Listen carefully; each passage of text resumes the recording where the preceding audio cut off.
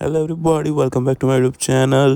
ઘણા બધા દિવસો પછી હું નવા વ્લોગ સાથે પાછો આવી ગયો છું. તો આજે અમે એકચ્યુઅલીમાં ફટાકડા લેવા જઈ રહ્યા છીએ. અમે લોકો ટોટલ 6 લોકો ફટાકડા લેવા જઈ રહ્યા છે સાવલી. અને અમે લોકોએ પહેલાં પાર્થને પિક કર્યો એના ઘરેથી અને અમે લોકો સાવલી માટે નીકળી ગયા. પછી સુજલભાઈ જોડે ગાડી સાફ કરાવીને અમે લોકો આગળ વધ્યા.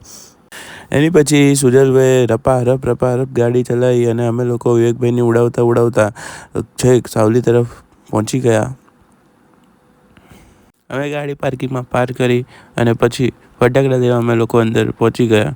અને બધાના મોઢા પર એકદમ નવી એક્સાઇટમેન્ટ હતી અને ફટાકડા જોઈને અમારું દિલ ખુશ થઈ ગયું. એની પછી મેં ઉંચકી બકેટ અને અમે લોકોએ રપારપ ફટાકડા ભરવાનું ચાલુ કરી દીધું. હેતભાઈ કોલ પર અને સુજલભાઈ ફોન પર ફટાકડાની ગણતરી કરતાં પછી છેલ્લા ફાઇનલ ફટાકડા કર્યા. અને પછી કયા ફટાકડા લેવાના નહીં લેવાના ફાઇનલ કરીને અમે લોકો સૌથી ઇમ્પોર્ટન્ટ વસ્તુ જેના વગર દિવાળી અધૂરી છે આ નાના બાળકોની, એ લેવા માટે અમે લોકો પિસ્તોલના સ્ટોલ પર જતા રહ્યા. અને ત્યાં ઘણી બધી રકઝક કર્યા પછી સુજલભાઈએ હોશિયારી મારીને ત્યાંથી પિસ્તોલ 75 રૂપિયામાં લઈ લીધી.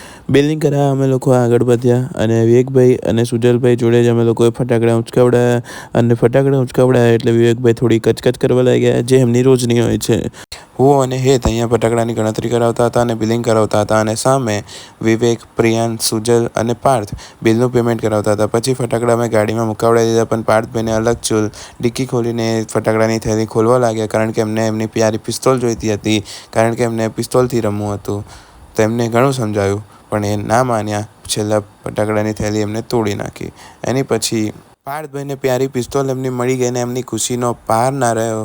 અને પછી એમની પિસ્તોલ સાથે ખૂબ રમ્યા. ત્યાં સુજલભાઈ એમની ગન શોધવા લાગ્યા પણ એમને મેળ ના પડ્યો. અને પછી અમે લોકો ત્યાંથી નીકળી ગયા.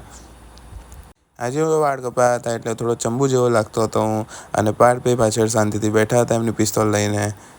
અને બાજુમાં સુજલભાઈ ગાડી ચલાવી રહ્યા હતા. અને પછી અમે લોકો થોડા ટ્રાફિકમાં ફસાયા, પણ આગળ જઈને ટ્રાફિક ખાલી થઈ ગયો. અને પછી અમે લોકો ઘરે પહોંચી ગયા.